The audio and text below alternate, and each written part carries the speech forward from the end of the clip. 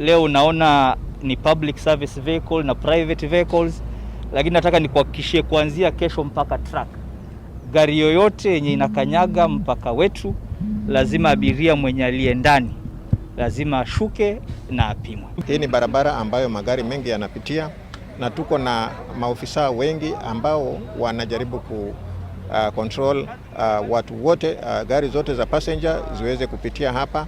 Tumezunguka kaunti yote tukiangalia ni akina nani ambao tunaweza ita vulnerable population, na tunatarajia by kesho ama kesho kutwa tutaweza kujua ni wangapi katika kaunti yetu, ili tuanze mikakati ya kuwasambazia chakula pamoja na usaidizi wote ambao watahitaji ndani ya nyumba zao.